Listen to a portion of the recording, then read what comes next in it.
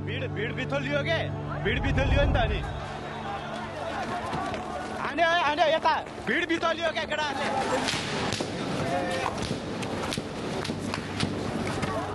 सक्यो मान्छे त बच्चा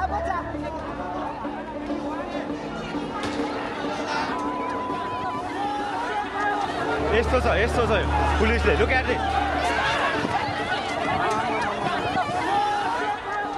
यतिसम्मको लापरवाही गर्नुहुन्छ त है सरकारले।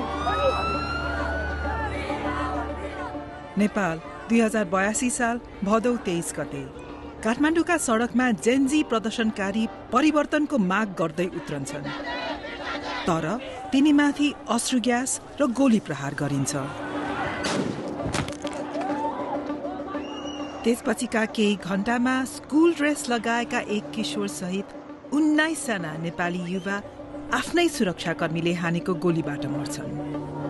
यी मृत्युले जन्माएको रिसले भोलिपल्ट चर्को विरोध प्रदर्शन ल्याउँछ।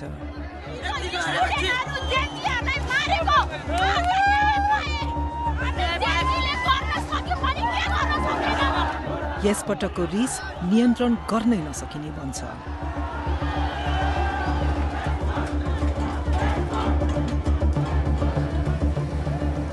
सडकमा खिचिएका 4000 भन्दा धेरै भिडियो, प्रदर्शनकारी तथा प्रहरीसँगका विशेष अन्तर्वार्ता र बीबीसीआईले मात्रै प्राप्त गरेको प्रहरी रेडियोको गोप्य अभिलेखका आधारमा हामीले ती 2 दिनका त्रासद घटनाको सूक्ष्म विवरण यहाँ प्रस्तुत गरेका छौं। हामीले नेपालको शासक वर्गले कसरी यस प्रदर्शनमाथि नियन्त्रण गुमाए भन्ने खुलासा गरेका छौं। गोली हान्ने आदेश कसले दिएको थियो र परिवर्तनका लागि व्याकुल युवा पुस्तालाई नेपालका प्रहरी, सेना र राजनीतिक कर्मीहरूले कसरी निराश बनाएका थिए भन्ने सोधेका छौं।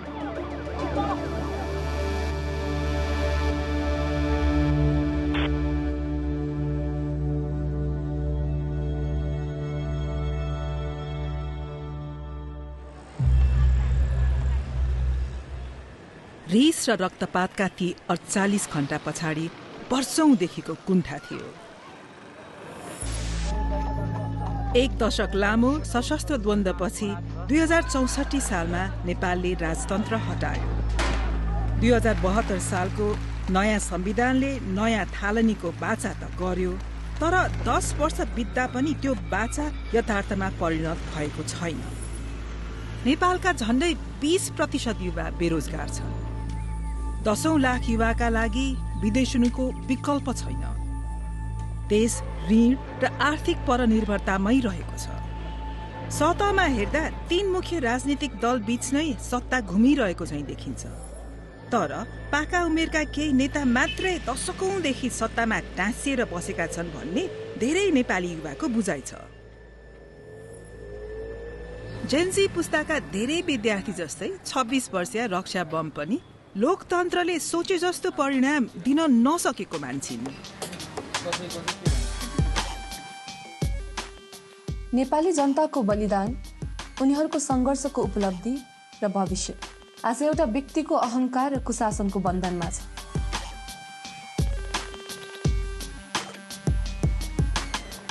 सौदेखिको हामीले जुन अनुहारहरू रिपिटेडली हेरिरहेका थियौँ, ती अनुहारहरूले हामी प्रति गरेको जुन व्यवहार थियो त्यसप्रति हामी एकदमै आजित भइसकेका थियौँ कि हाम्रो पुस्ता भनौँ न अझै, किनभने उहाँहरूले सडकमा के भइरहेको छ, सडकको आवाज के हो भनेर बुझ्नै खोज्नु भएन कहिले पनि।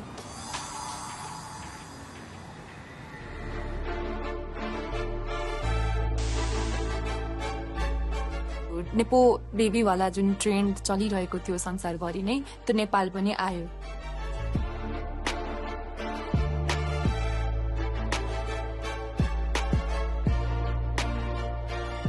हाम्रो नेताहरूको जीवनशैली, उहाँहरूको छोराछोरीको जीवनशैली र हामी आम जनताको जीवनशैलीमा चाहिँ यत्रो ठुलो असमानता रहेछ। We wake up, work hard, pay taxes, but those in power, they keep on stealing. त्यो भइसकेपछि सोसियल मिडिया ट्रेन्ड चाहिँ त्यही अनुसार चल्छ नि त। विभिन्न नेताहरूको छोराछोरी अथवा नेताहरू एक्सपोज हुँदै थिए। It is time we call out these people and make these people feel accountable for their choices. यस सन्देशले लाखौं युवा युवतीको मन छोयो। जस्तै घरमा बङ्कु भनेर मायाले बोलाइने 17 वर्षका श्रीयम Chaulagain.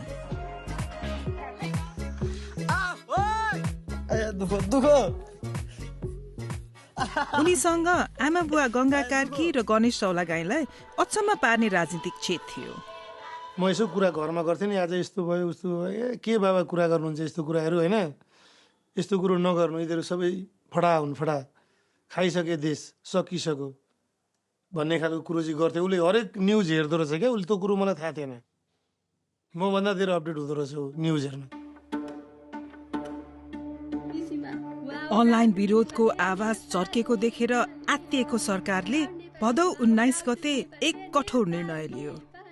Now, news from Nepal, the country has cracked down on a number of social media platforms, including Facebook, YouTube, Instagram, X, LinkedIn. Last night, poof, the platform it's all gone. इन्टरनेटमा यो छलफल डढेलो झैं फैलिरहेको थियो। We have so many problems in Nepal, but they think, yeah, let's ban social media. Yeah, that's going to fix the country. Yeah, why are these idiots running the country? Doesn't that seem like a coincidence? It feels kind of shady. Like the platform that people used to criticize the rich spoiled kids just got banned right when it was starting to trend. तर नेपालको राजनीतिक संस्थापन यथार्थलाई नकार्नमै व्यस्त थियो। के हामी जनताबाट अलग थलग भएका हौं? जनताको समर्थन हामीबाट अलग भएको हो? सही निस्कियो कि हामी जनताका बीचमा आशाका केन्द्र। यस्ता भाषण चलिरहे पनि स्थिति धेरै बदलिसकेको थियो। सरकारी प्रतिबन्धका बावजुद जेनजीले ह्याशट्याग र मीम शेयर गर्न तथा भ्रष्टाचार र कुशासन बारे रिस व्यक्त गर्न डिस्कर्ड र टिकटक जस्ता अरू मञ्च भेटाए। Sri Lanka did it, Indonesia did it. Of course we are Nepali, we are Gorkhalis, we also can do it, guys. Let's raise our voice together. केही दिनभित्रै देशव्यापी विरोधका योजना फैलिसकेका थिए।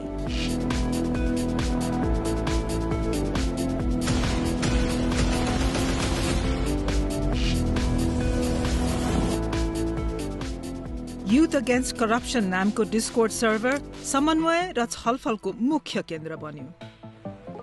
आयोजक बीच भेला हुने ठाउँबारे सहमति हुन्छ। बिहान 9 बजे माइतीघर मण्डाला, काठमाडौँ।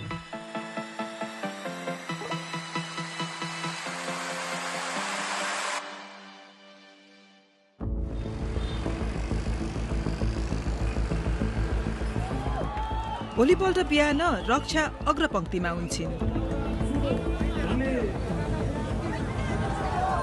आज हामी सार्वजनिक सम्पत्ति नष्ट गर्दैनौं, शान्तिपूर्ण तरिकाले आवाज उठाउँछौं। त्यसैले सबजना हामी रेडी छौं आजको प्रोटेस्टको लागि। We are ready.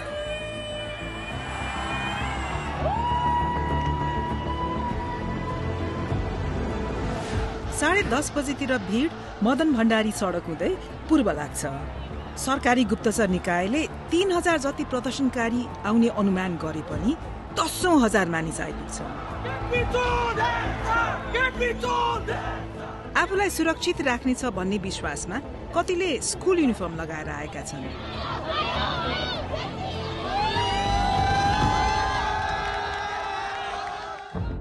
प्रदर्शनकारीहरू संघीय संसद भवनतिर जाँदैछन्, तर त्यहाँ पुग्नु अघि एउटा ब्यारिकेडले बाटो छेक्छ।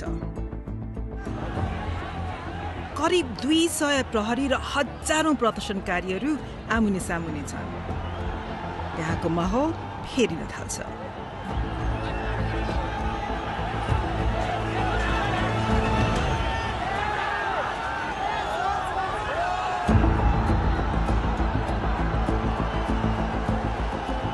एघार बजेर 47 मिनटमा प्रदर्शनकारीको एक समूहले प्रहरी घेरा छल्ने बाटो भेटाउँछ।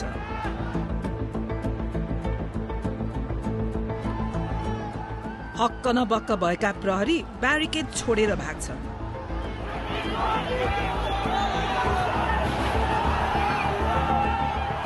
र भीड संघीय संसद भवनतिर हुत्तिन्छ।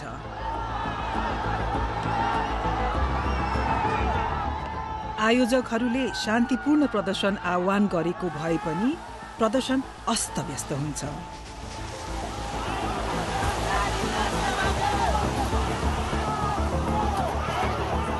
त्यसपछिको त्रासदीलाई पत्रकार तथा प्रदर्शनकारीहरूले खिचेको 4000 भन्दा धेरै भिडियो र तस्बिरले कैद गरेका छन्। हामीले यो प्रमाण संकलन र विश्लेषण गर्न तथा प्रहरीबाट विशेष जानकारी प्राप्त गर्नमा महिनौं समय खर्चिएका छौं। अब हामी तपाईहरू सामु संसद गेटको अगाडि भदौ 23 गते ठ्याक्क के भएको थियो भन्ने बारे अहिलेसम्मको सबैभन्दा विस्तृत विवरण प्रस्तुत गर्न सक्ने भएका छौं।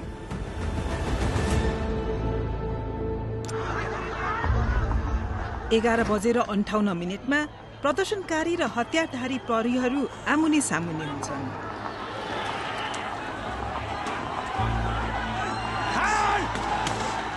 अधिकांश भीड शान्त छ, तर अग्रपन्थीमा तनाव छत्ताछुल्ल भएर हिंसा बन्छ। केही प्रदर्शनकारी संसदको मूल गेटको छतमाथि उक्लन्छन्।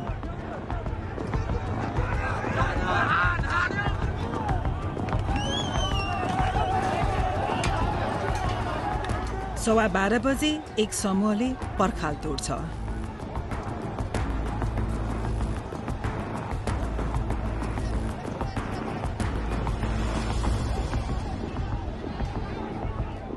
उनीहरूलाई प्रहरीले तुरुन्तै पछाडि धकेल्छन्।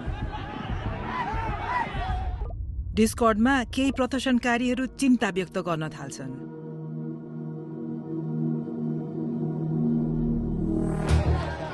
भीडमा हामी श्रीयमलाई देख्छौं। आफ्नी आमाले नजाऊ भन्दा भन्दै यहाँ आएका छन्। जान्छु भनेर अघिल्लै दिन उसले भनेको थियो, भन्न चाहिँ नभनेको होइन। किन जानु पर्यो, यस्तोमा के हुन्छ, पर्दैन जान भनेर भने। अनि अब हामी जेन्जी केटाकेटीको ड्रेसमा जान्छौँ, हामी माइनरलाई कसैले हात पनि लाउँदैन। उनले भ्रष्टाचार विरुद्ध युवाहरू लेखिएको ब्यानर बोकेका छन्, तर सबैजना उनी जस्तै संयमित छैनन्।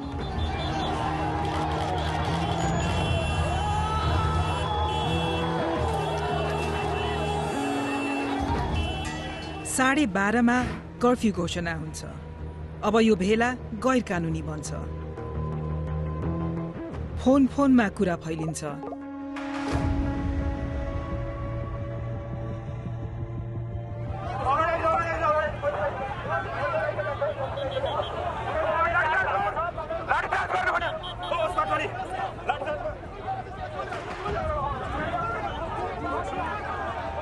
तर कर्फ्यू घोषणाले स्थिति झन बिगारेको झैं हुन्छ।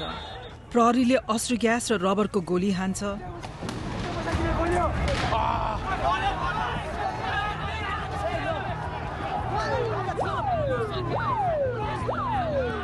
तर उनीहरूको कारबाही अस्तव्यस्त छ। केही प्रहरीले त प्रदर्शनकारी माथि उल्टै ढुङ्गा प्रहारसम्म गर्छन्। गेट घरमा आगजनी भएको देखेर अत्तालिएका अधिकारीहरूले आफ्ना वरिष्ठहरूसँग घातक गोली प्रयोग गर्ने अनुमति मागे। त्यस दिनको प्रहरी रेडियो अभिलेखको गोप्य प्रतिबाट हामीले यो जानकारी पाएका हौं।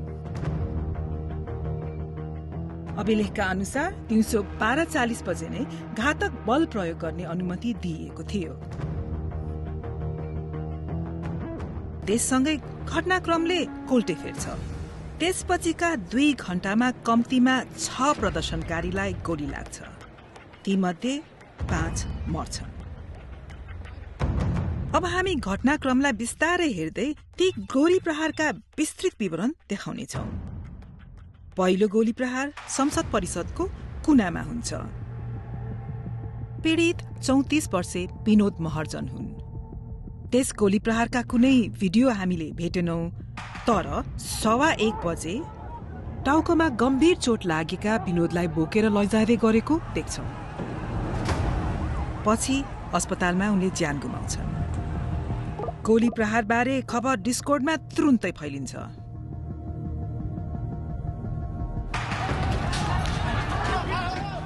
र सडकको रिस चुलिएर क्रोध बन्छ। प्रहरी अलमल्ल बनेको छ। एउटा समूहलाई गेट बाहिर चेपुवामा बारिएको छ।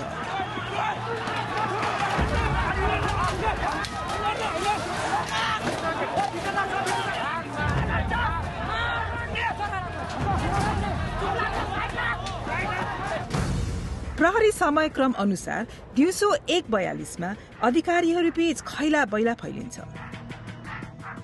पुलिस सबै रक्ताम्य भएर मर्ने अवस्थामा छन्। मेन गेटमा गोली हाल्नुपर्ने अवस्था छ। भीडको आक्रमण 4 मिनेटसम्म चल्छ। अन्त्यमा अश्रु ग्यास प्रयोग गर्दै भीडलाई पन्छ्याएर प्रहरी संसद परिसरभित्र छिर्छ। गाइस लोग परिवर्तनको लागि यतिको क्रान्ति खोजेको थियो सायद देशले। गोली बर्सात भइरहेको छ। थाहा छैन कतिजनाको मृत्यु भइसक्यो, कतिजनालाई घाइते भएका छन् होइन।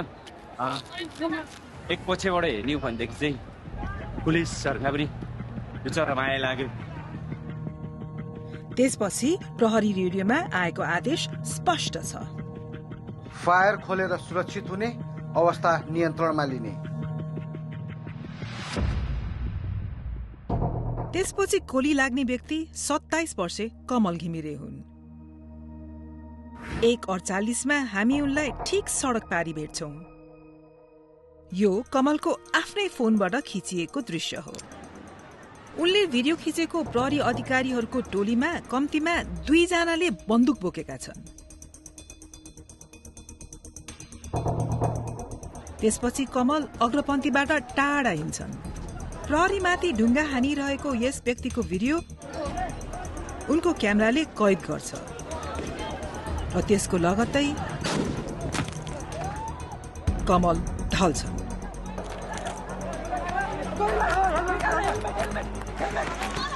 हामीले यही घटना अर्को दृष्टिकोणबाट पनि भेटेका छौं।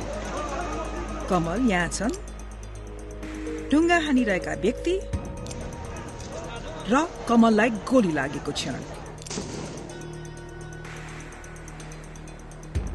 उनको मेडिकल रिपोर्टका अनुसार गोली उनको बायाँ काखी मुनिबाट घुसेर पिठ्यूबाट बाहिर निस्केको थियो। गोली ठ्याक्क कसरी आइपुग्यो भन्ने यकिन नभए पनि कुन दिशाबाट हानिएको हो भन्ने चाहिँ देख्न सकिन्छ। त्यसले कमल घिमिरेले केही क्षण अघि मात्रै भिडियो खिचेको प्रहरीकै समूहतिर संकेत गर्छ।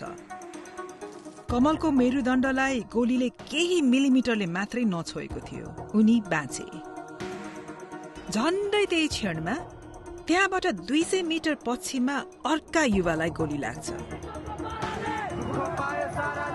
यी हुन् त्यसै दिन केही बेर अघि देखिएका 22 वर्षे रसिक खतिवडा। उनको टी सर्टमा लेखिएको छ, हामी नेता चाहन्छौं, लुटेरा होइन। रसिकलाई ठ्याक्क कुन बेला वा कहाँबाट गोली हान्यो भन्ने हामीलाई थाहा छैन। तर दिउँसो 1:53 बजे रसिकलाई बोकेर लगेको यो दृश्य एक प्रदर्शनकारीको फोनले खिचेको रहेछ। उनको छातीमा गोली लागेको थियो। यसै चोटले उनको ज्यान लग्यो। उनी 22 वर्षका थिए।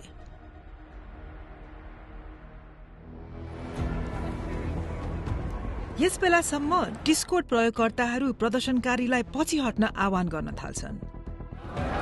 तर 21 वर्षे सुलभराज श्रेष्ठ संसद परिसरको गेटमै बस्छन्। उनले भ्रष्टाचार अन्त्य गर लेखेको कागज बोकेका छन्।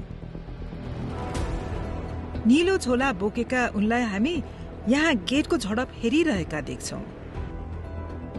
केही सेकेन्डमा केही पाइला पर यस्तो छ पुलिसले लुक एट इट। सुलभको मृत्यु हुन्छ। उनलाई अब बचाउन सकिन्न भन्ने लागेपछि प्रदर्शनकारीले सुलभलाई गेटसम्म पुर्याउँछन्। उनको शरीरलाई सडकमा राख्छन्, प्रहरीको ठिक अगाडि, र नेपालको झण्डा उडाइदिन्छन्।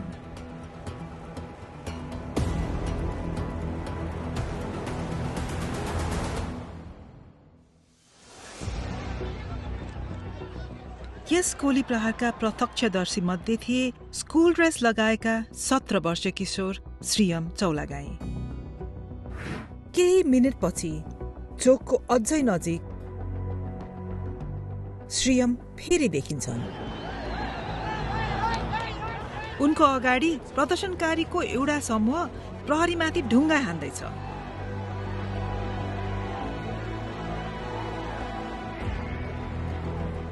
यहाँको हिंसाबाट तर्केर श्रीयम चोकतिर फिर्ता हिँड्छन्। यिनै उनका अन्तिम पाइला हुन्छन्। केही बेरमा अर्को फोनले यो दृश्य कैद गर्छ, जुन नेपाल भरि भाइरल हुन्छन्।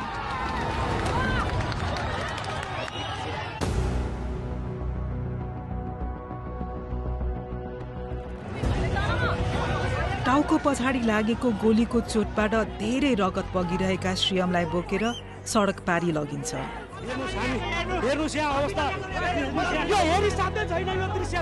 वरिपरिका मानिसले उनलाई एम्बुलेन्समा राख्छन्, तर ढिलो भइसकेको हुन्छ।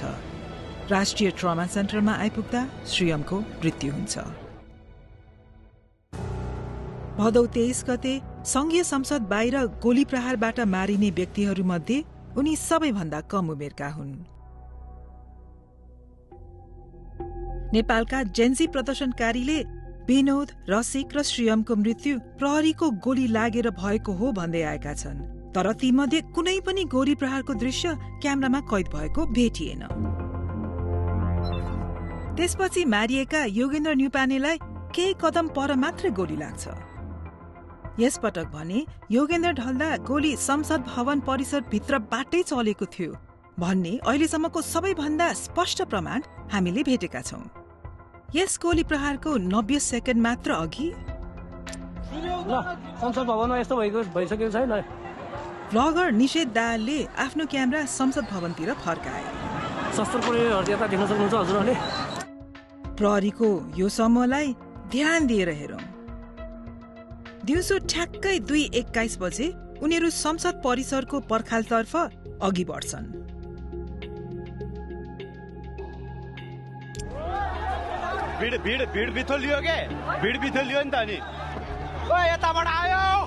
केही सेकेन्ड पछि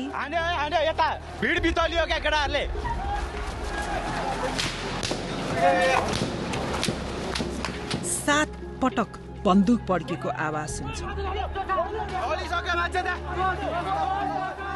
र रगत बगाउँदै ज्यान गुमाइरहेका योगेन्द्रलाई देख्छौं।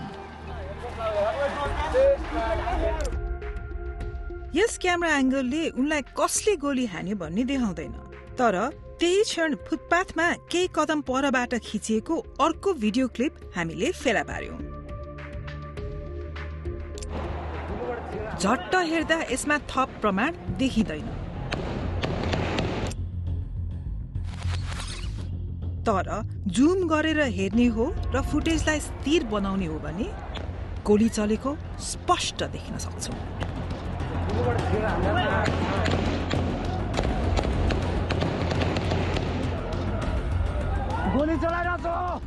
त्यसको 15 सेकेन्ड पछि प्रहरीको त्यही टोली झैं देखिने समूह मैदानको कुनातिर अघि बढिरहेको दृश्य तेस्रो क्यामेराले कैद गर्छ। प्रहरीले संसद परिसर भित्रबाट गोली प्रहार गरेर निहत्था प्रदर्शनकारीलाई मारेका थिए भन्ने संकेत गर्ने यही नै हामीले भेटेको सबैभन्दा स्पष्ट प्रमाण हो। प्रदर्शनकारी जहाँ लुक्न सके त्यही लुके। चोटका कारण योगेन्द्रको मृत्यु भयो।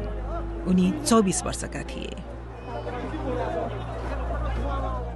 बीबीसीले विश्लेषण गरेका भिडियो फुटेजमा न त योगेन्द्रलाई न अरू कुनै पीडितलाई कुनै प्रकारको हिंसात्मक गतिविधिमा लागेको देख्न सकिन्छ। आधिकारिक तथ्याङ्कका अनुसार भदौ 23 गते भएको विरोध प्रदर्शनमा 19 जना युवाले ज्यान गुमाए। थप 300 घाइते भए।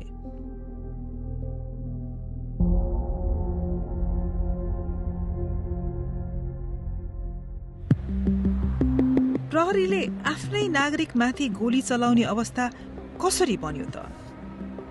हाम्रा प्रहरी सूत्रका अनुसार यो आदेश कल साइन किलो 1 बाट प्रहरी रेडियो मार्फत आएको थियो। हाम्रा केही साथीहरू गम्भीर रूपमा घाइते भए। हामी मध्ये एकजनाले उद्धारको लागि भन्यो, किलो 1 बाट गोली चलाउने आदेश आयो।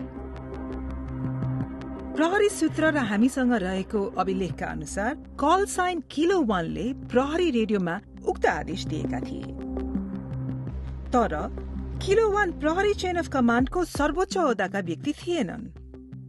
प्रहरी रेकर्डले देखाए अनुसार बल प्रयोग गर्ने पहिलो आदेश पिटर 1 कल साइनका उच्चतम अधिकारीबाट आएको थियो। कर्फ्यू लागिसकेको छ, आदेश माग गरिराख्नु पर्दैन, आवश्यक बल प्रयोग गर्ने। पिटर 1 प्रहरी महानिरीक्षक चन्द्रकुपेर खापुङ थिए। उनले घटनाका लागि आफू जिम्मेवार नभएको बताएका छन्। नेपाल प्रहरीले हामीलाई दिएको जवाफ अनुसार बल प्रयोग गर्ने निर्णय काठमाडौँ जिल्ला सुरक्षा समितिबाट आएको थियो। प्रहरीका अनुसार समितिले बल प्रयोग गर्ने निर्णय दिनु अघि प्रहरी महानिरीक्षक खापुङले त्यस प्रकारको कुनै आदेश दिएका थिएन। अन्य प्रहरी अधिकारीले गोप्य सूचना संकलन, तालिम र निर्देशनमा गल्ती भएको स्वीकारेका छन्। आफूलाई सहयोग नगरेकोमा उनीहरू नेपाली सेनालाई पनि दोष दिन्छन्। तर धेरैजसो प्रहरी त्यस दिनको घटनाबाट विक्षिप्त छन्।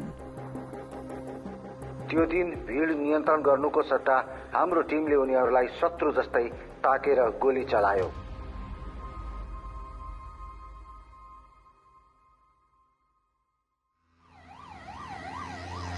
त्यस दिन अबेज श्रीयमका बुवालाई कुनै बुवा आमाले नचिताउने फोन कल आयो।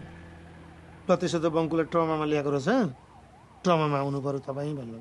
एक ठाउँमा अलिकति भिडभाड थियो क्या, गेटदेखि अलिकति ओरा के को भिडभाड रहेछ भने यसो उठेर हेरेको त नेम लिस्ट टाँसेको रहेछ। 1 नम्बरमा श्रेम चौलागाई भनेर।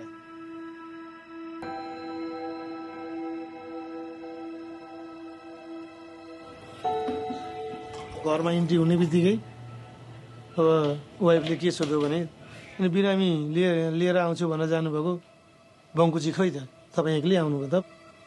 अनि मैले ट्रिटमेन्ट हुँदैछ, चोट रहेछ, ट्रिटमेन्ट हुँदैछ, एक्लै उसलाई किन छोडेर आउनुभएको त ट्रिटमेन्ट भइरहेको बेलामा भनेर भन्ने खालको क्वेसन गर्यो होइन। तर म ठगिरहेको छु होइन, म कसरी बसेँ होला। यस्तो रक्तपातपछि पनि प्रधानमन्त्रीको हट कायमै रह्यो। अब धेरैले चाहिँ नै प्रधानमन्त्रीको राजीनामा तत्काल चाहियो भनेर प्रमुख प्रतिपक्षी दल लगायत सडकमा बसेर त्यति मागेर भएर नि प्रधानमन्त्रीले अहिले राजीनामा दिनुभयो। यस्तो हटको सामना गर्नु परेपछि केही प्रदर्शनकारीहरूले वैकल्पिक उपाय सुझाउन थाले।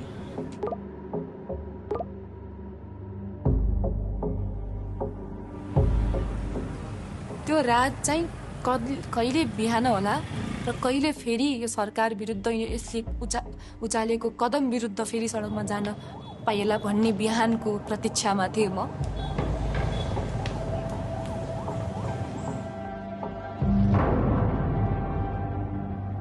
बिहानको मिरमिरेसँगै क्रोध विस्फोटित हुन्छ।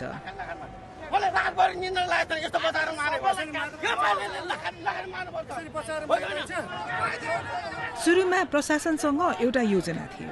नियमित प्रहरी इकाइहरूले भिड नियन्त्रण गर्ने, तिनलाई सशस्त्र प्रहरीले सघाउने र सेना स्ट्यान्ड बाईमा बस्ने। संसद भवन परिसरभित्र र वरपर सुरक्षाकर्मी परिचालन गरिन्छन्।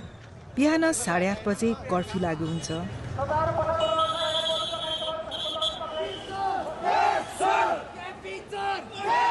तर भिड पछाडि हट्दैन। आज पनि रक्षा भिड बीच नै छिन्।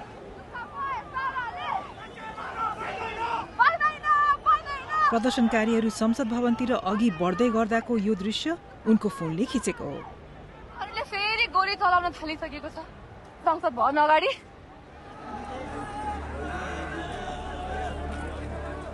9 बजेसम्म त अवस्था निकै बिग्रिन थाल्छ।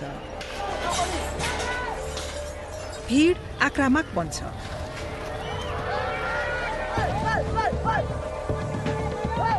प्रहरीमाथि हमला हुन्छ।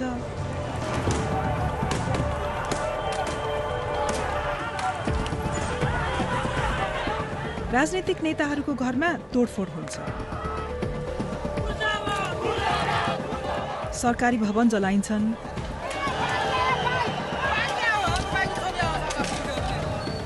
सत्ता निकट ठानिएका व्यक्तिहरूको निजी सम्पत्ति पनि तारोमा पर्छन्। त्यो हिंसा तत्क्षण इन्टरनेटमा फैलिन्छ।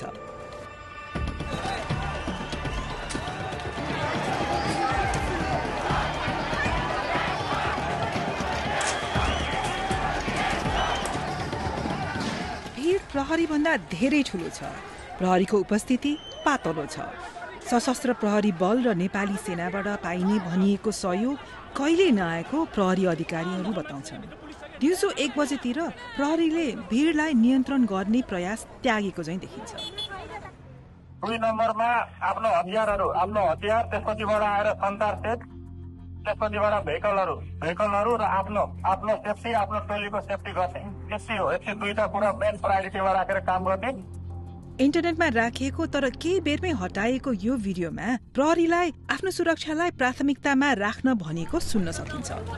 कन्टेन गर्न सकिन्छ, रोक्न सकिन्छ भन्यो भने सेलहरू प्रयोग गर्ने, तपाईँ आफ्नो सेफ्टीको ख्याल गर्ने। जस्तो मैले पाउनु भएको छ यो अल स्टेसन भिडियो कन्ट्रोल।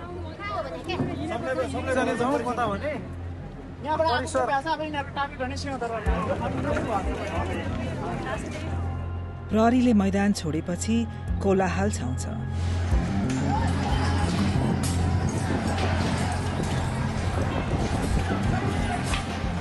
सुरक्षा हटाइएपछि संघीय संसद भवनमा भिडले कब्जा गर्छ।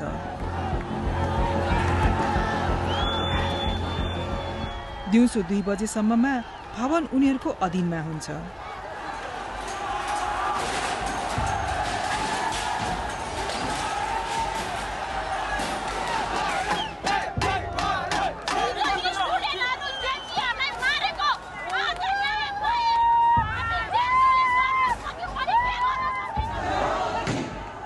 केही मिनेटमै भवनमा आगो लगाइन्छ।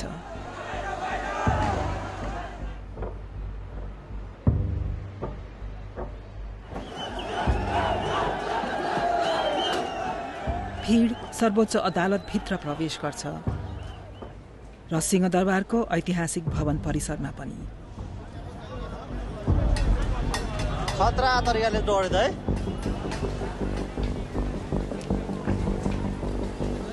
आकाशमा सेनाका हेलिकप्टरले फन्को मार्छन्। आगजनी गरिएका भवनहरूबाट नेताहरूलाई उद्धार गरेर सुरक्षित स्थानतर्फ लैजान्छन्।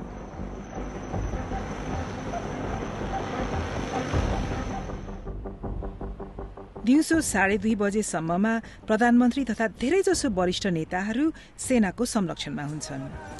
वरिष्ठ प्रहरी अधिकारीहरू पनि सैन्य मुख्यालय परिसरमा आश्रय लिन पुग्छन्। सडकमै छोडिएका तल्लो दर्जाका सुरक्षाकर्मी अब भिडको निशानमा पर्छन्। तीमध्ये केहीको वर्दी च्यातिन्छ, सार्वजनिक बेइज्जती गरिन्छ।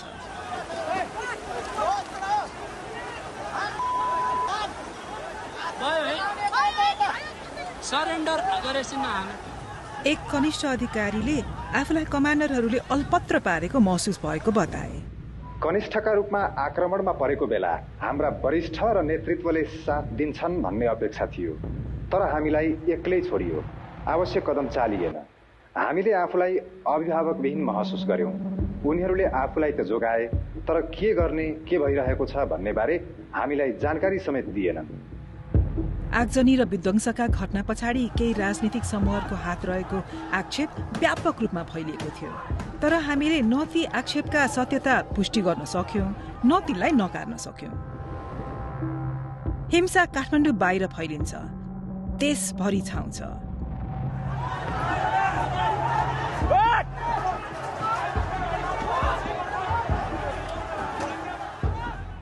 भदौ 24 गते दिउँसो प्रधानमन्त्री केपी शर्मा ओलीले राजीनामा दिन्छन्। एक हिसाबले लाग्यो कि हामीले देश अब हाम्रो भयो हैन, हामीले यस्तो अहंकारी, यस्तो सरकारलाई घुँडा टेकायौं भन्ने खुसी पनि थियो त्यो बेलामा, र एक प्रकारको हामी वेदनामा पनि थियौं। हामीले आर्मीलाई रिक्वेस्ट गर्यौं, प्लिज है अब यस्तो तपाईहरूले रोकिदिनुहोस्, तपाईँले कन्ट्रोल गरिदिनुहोस् भन्ने खालको, यो पिस मेन्टेन गरिदिनुहोस् भन्ने खालको आग्रह गर्यौं।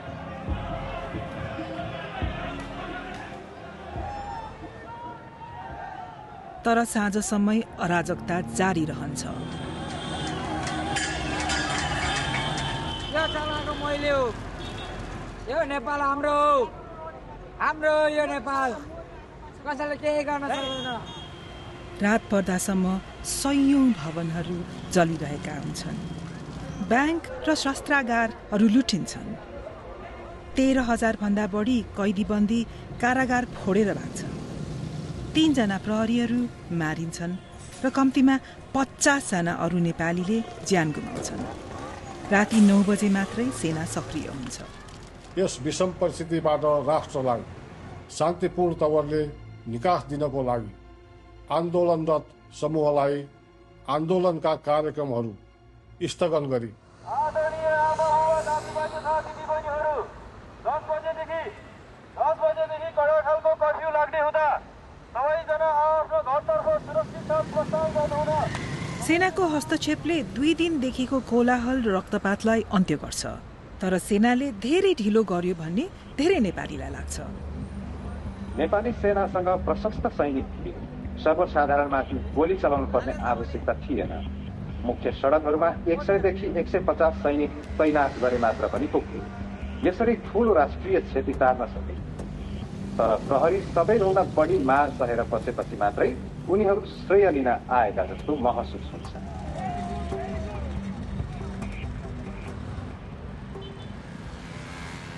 डिस्कोर्डको च्यानलमा अब 1 लाख भन्दा बढी मानिस थिए।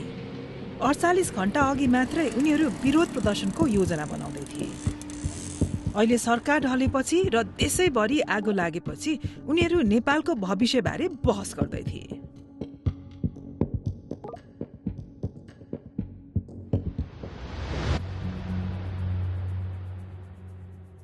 Sushila Karki, a former Supreme Court Chief Justice, was sworn in after protesters forced her predecessor from office.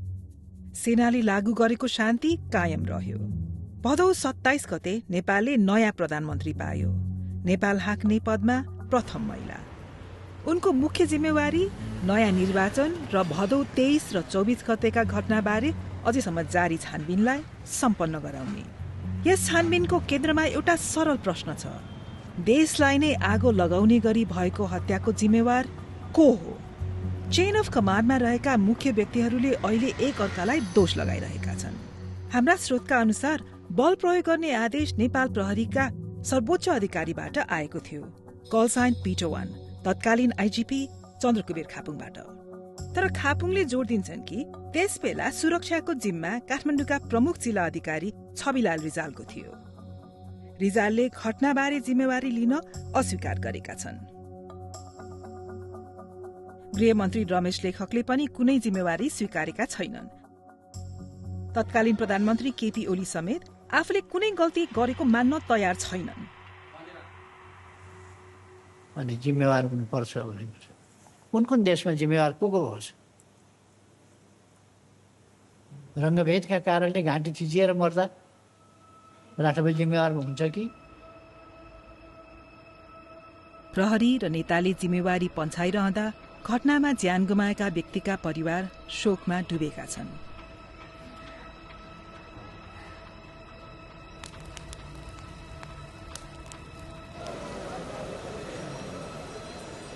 यसका लागि दोषी को हुन् भन्ने बारे उनीहरूलाई कुनै शंका नै छैन। सबभन्दा हाम्रो चाहिँ दोषीलाई कारबाही हुनुपर्छ हैन, मेरो भनाइ चाहिँ त्यही हो। तपाईहरुले को दोषी देख्नु भएको छ तपाईहरुको नजरमा? 3 करोड नेपालीलाई फर्लङ्ग थाहा छ कि दोषी को हो भनेर अहिले नाम हामीले किटान गर्नुपर्ने आवश्यकता पनि छैन। अघिल्लो सरकारले मचाएको यो सबै वितण्डा हो हैन। त्यो सरकारमा लिड गर्नेहरू को थिए ती सबै दोषी हो।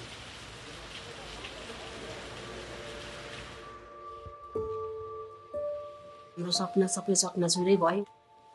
उनीहरूको लागि त एउटा विद्यार्थी गयो, हाम्रो लागि त एउटा संसारै गयो। भित्री मलाई रुनै आउँदैन क्या, मलाई गफ गरिराख्न मन लाग्छ क्या, यहीँ छ भन्छु अनि म उसँग गफ गरिराख्छु। कतिखेर आउँछ छिटो आइज, मेरो मनमा त्यही मात्रै घुमिरहेको छ। स्कुलको ड्रेसमा मात्रै झन्झल्को आउँछ, ब्याग बोकेर आइपुग्छ भनेर। मैले त छैन भनेर मैले एक्सेप्ट पनि गरेको छु। अस्ति एक दिन सपना देखेको थिएँ, भगवान्सँग दुईटा हात थापेर मागेको थिएँ, यसरी आइजन भन्दै यसो गर्थेँ, मागेको थिएँ, त्यसरी आएको त हुन्थ्यो।